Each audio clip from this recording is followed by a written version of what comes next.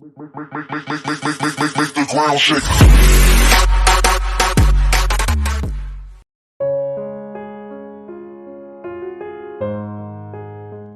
If the government starts recognizing entrepreneurs and gives them awards, and it's funny, Mr. Vembu just got Padma Shri yesterday, and this is probably the first startup person after Sanjeev Bakchandani who actually got some award. I think for the first time somebody got a Padma Shri, right?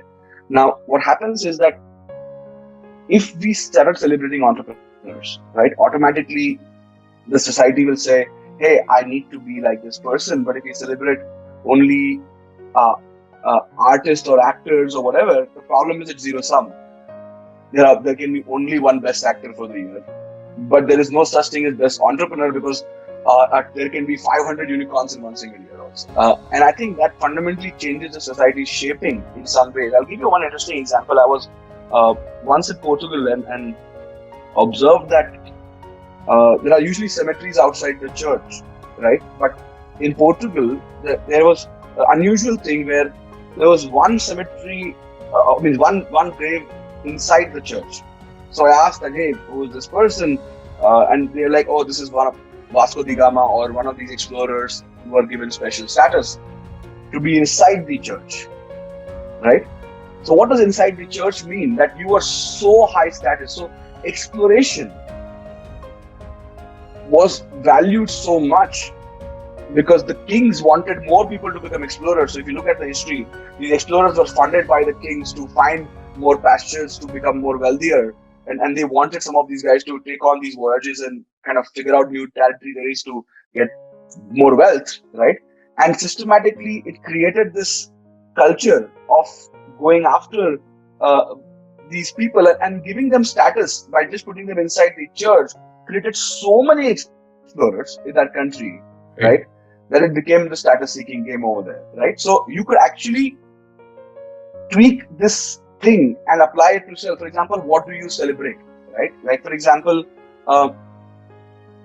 if a product is less in supply and let's say your appreciation in the company, but let's say you appreciate only a certain behavior in the company, you will see automatically the employees automatically kind of play that status-seeking game.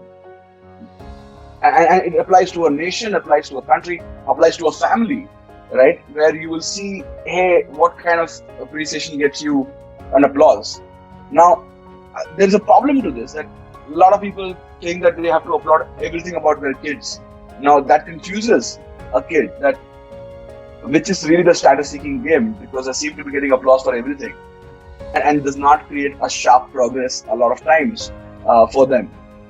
Because you're just generally appreciating a thing. But I'll tell you what is interesting. Because the celebrities are appreciated and applauded so much, the country like ours can keep creating reality shows after shows and TikTok after TikTok, because the status to somebody who can sing and dance and act is disproportionate. Like our weddings are display of now our dance shows and dancing abilities, and like we tend to just kind of find more and more status in that, and the biggest manifestation is like, oh, which celebrity did you bring to dance at your wedding, right? Like it's just a continuous marker of how things are evolving, right? and how you shape a society based on that. I think if you observe kids, they seem to be doing that consistently, right?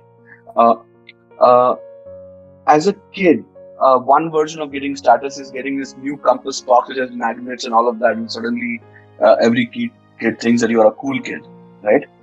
But you could also kind of be a good at singing and get taken by teachers to perform often on stage, right? Or you are this kid that kind of does some magic tricks or whatever and get some status, right? So there are bootstrap version of learning some skills. And this is a basic mammalian thing that, hey, you can either be status seeking through money, but you can also have some skills and fitness and other things. And therefore, athletes are also desired a lot for their thing, because still they don't make money right away. They make money actually not from the athlete. I think they're more about becoming popular for becoming an athlete. And then they earn cash through ads. So their monetization model while they bootstrapped to cricket was cricket advertisements and endorsements. And you will notice one interesting pattern is that you can unlock status through very low bootstrap mechanism. For example, a poet can become an MP, Right. because suddenly they have a huge following. Or an Instagram influencer can become an actor, and so on and so forth. Or an actor can become a politician.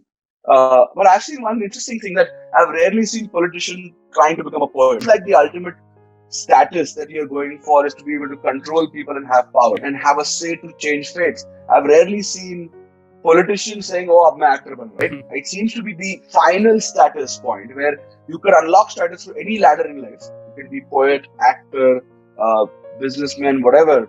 But it kind of converges to this perfect status, which is being a politician. And I've rarely seen people come out of that and say, "Oh, I'm this cool politician who's now going to become a singer."